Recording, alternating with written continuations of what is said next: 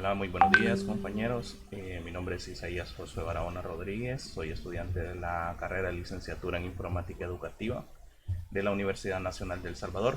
En esta ocasión vamos a trabajar sobre el tema del aprendizaje autónomo. Mi tutor designado es el ingeniero Roberto Antonio Francis Escobar.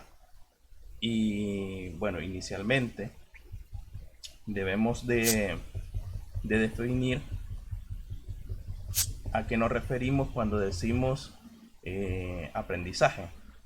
Bien, cuando decimos que es el aprendizaje nos referimos a un proceso el cual puede ser interpersonal o intrapersonal, y esto debido a que intrapersonal muchas veces nosotros podemos resolver problemas internamente, e interpersonal podemos solventar problemas hacia el exterior con las demás personas y así consecutivamente.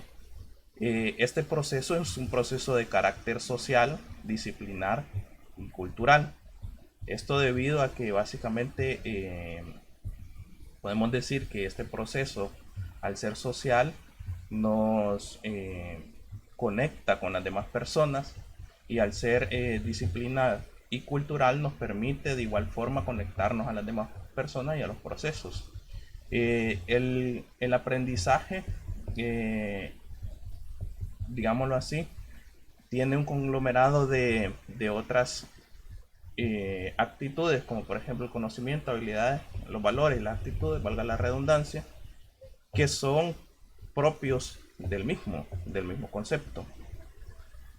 Por otra parte, tenemos que definir qué es la autonomía. La autonomía se refiere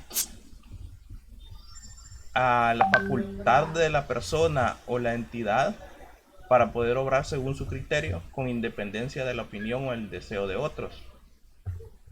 Un ejemplo bien práctico cuando hablamos de autonomía, estamos hablando de lo que se refiere a cómo poder tomar unas decisiones sin que otra persona pueda hacer, digamos, alguna inferencia sobre nuestras decisiones. Esta autonomía, en lo que se refiere a educación y al aprendizaje, básicamente es de suma importancia para el desarrollo de los niños y el desarrollo prácticamente en toda la vida de uno. Por eso la necesidad de tener esta autonomía. La autonomía nos permite el aprender a aprender. Esto básicamente es que cuando nosotros pasamos por algún proceso el cual no se sabía y de forma autónoma aprendimos este proceso, podemos aprender cómo aprendimos a hacer ese proceso. Ahora bien, ¿qué significa entonces el aprendizaje autónomo? El aprendizaje autónomo hace referencia a cómo el alumno va a aprender de forma independiente. Así pues, podemos observar que el mismo se refiere a ritmos diferentes de los estudiantes. Esto es importante recalcarlo porque dentro del estudio, digamos, o dentro de la generalidad del estudio, muchas veces se ha tratado de enseñar de manera generalizada. No obstante, nosotros sabemos de que cada alumno, por ser diferente, tiene sus cualidades que son diferentes, y por eso necesita aprender, y más que aprender, aprender a aprender. También esto implica la capacidad de resolver problemas que estén relacionados entre sí. Esto es poder asimilar problemas similares entre uno y otro, y al tener la autonomía esto puede permitirles digamos, poder hacer una asimilación entre diferentes problemas para poder llegar a una solución diferente, pero tal vez bajo el mismo método. Todo esto viene, como les decía, tiene que ser desde las etapas iniciales, desde que están muy chicos, debe de hacerse lo que se refiere a darles la capacidad de tener este aprendizaje autónomo. Esto les va a permitir poder relacionar emociones que muchas veces pueden ser emociones de fracaso o emociones de felicidad, por el simple hecho de que Cuando no se logran los objetivos, muchas veces se tiende a pensar, o más bien se tiende a fortalecer las emociones, porque tal vez el alumno se siente frustrado que no logró el objetivo y viceversa. Cuando logra el objetivo, él se siente muy bien porque realmente logró el objetivo. El aprendizaje autónomo pues orienta, controla, regula y evalúa. Estos son características propias del aprendizaje autónomo. ¿Cuáles son las herramientas del aprendizaje autónomo? Dentro de las herramientas tenemos que básicamente este es algo que nos permite ser socioafectivo. Dentro de lo socioafectivo, porque muchas veces, así como lo planteaba Vygotsky, el poder tener los ensambles o tener la estructura a través del conocimiento de otras personas que tal vez ya saben hacer algo, y voy a poner por un ejemplo, muchas veces a nosotros nos ha pasado que cuando no sabemos hacer algo, tal vez acudimos a ver algún video en YouTube, que ahora básicamente es como lo más práctico, o tal vez a preguntarle a una persona que tenga mayor experiencia acerca de un tema. Estas estructuras nos permiten, o llegar a estas estructuras nos permiten socializar con otras personas y muchas veces hacer sentir bien a la persona que se le pregunta y nosotros mismos sentirnos bien porque tuvimos una respuesta de la persona a quien le preguntamos, o en este caso si fue de YouTube, podernos sentir satisfechos porque sí se logró el, comprender tal vez la solución a algún problema. Es de carácter cognitivo y psicomotriz. Cognitivo porque básicamente una vez aprendido algún tema o alguna situación de cómo hacerla, difícilmente se va a olvidar.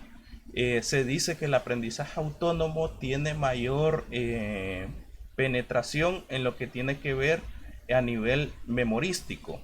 Es decir, no es lo mismo que a uno le enseñen un procedimiento y que uno no le encuentre tal vez la aplicación de cómo lo va a utilizar, a que uno por uno mismo quiera aprender algo y lo aprenda. Pues básicamente esto va a quedar bastante remarcado dentro de nuestra memoria y va a ser muy difícil de olvidar. Así también como lo psicomotriz, porque nos permite de alguna u otra forma desarrollarnos de mejor manera. Podemos decir que básicamente esto del aprendizaje autónomo radica o tiene o orbita, mejor dicho, en sus cuatro principales bases, el cual es aprender a pensar, aprender a aprender, aprender a hacer y aprender a desaprender. Es bastante claro estas cuatro bases, más sin embargo, tal vez la que puede generar un poco de confusión a veces es la de aprender a desaprender. Esto se refiere a que muchas veces hemos tenido tal vez la idea de cómo hacer la resolución de un problema y muchas veces pensamos de que es la única solución. No obstante, a través del aprendizaje autónomo muchas veces se logra conseguir o se logra llegar a otro tipo de soluciones. Y bueno, pues prácticamente con esto lo que se está logrando es dejar de lado tal vez el aprendizaje que previamente ya se había tenido como única solución y volver a aprender un nuevo procedimiento para resolver algún problema. Las características del aprendizaje autónomo, bueno, son estas: responsable, es flexible, es colaborativo, automotivador, desarrollador de capacidades, centrado en el estudio, autodependiente y creativo. En lo que se refiere a lo creativo, quizás yo quisiera hacer un poco más de énfasis, puesto que de lo creativo depende muchas veces querer encontrar o buscar soluciones. A veces, en lo que se refiere al aprendizaje autónomo, su mayor dificultad a veces radica en dónde conseguir las respuestas que nosotros necesitamos, y muchas veces las respuestas a veces son por parte del estudiante. Entonces el aprendizaje autónomo requiere de mucha creatividad. Los factores de desarrollo del aprendizaje humano, pues básicamente, autónomo, perdón, radican en la habilidad cognitiva, el avance conceptual, el autoconcepto, la motivación intrínseca, es decir, cómo uno se autogestione, las habilidades metacognitivas y las habilidades interpersonales.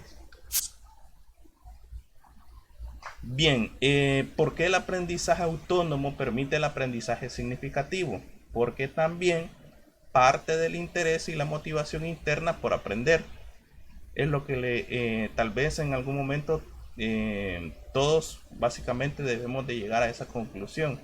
Va a depender mucho, tal vez, de cuánto interés se le ponga a un tema, y más aún si ese tema tiene alguna aplicación, es decir, que nosotros lo podamos utilizar en la vida cotidiana y que podamos aplicar esos conocimientos. Es por ello que el aprendizaje se vuelve significativo cuando lo podemos aplicar a nuestra vida, digamos, cotidiana, y por ende, pues básicamente tener una mayor remarcación. Es de carácter personal, ya que requiere que los recursos cognitivos básicamente se vayan estructurando y se vayan asimilando unos con otros. También es de carácter activo porque tenemos que constantemente estar en asimilación de nuevos contenidos, de nuevas actividades y así. También depende del material que potencialmente sea significativo, proporcionados a veces por los medios o por los docentes. Sí cabe resaltar que tal vez el papel del docente en este es un papel más de enseñar cómo aprender y ya no tanto enfocarse tanto en los contenidos. Pues bien, por acá les dejo el tema de la bibliografía, de dónde se adquirió esta información. Y bueno, básicamente con esto sería todo. Les agradezco mucho el haber estado conectados. Y bueno, nos vemos hasta la próxima. Muchas gracias.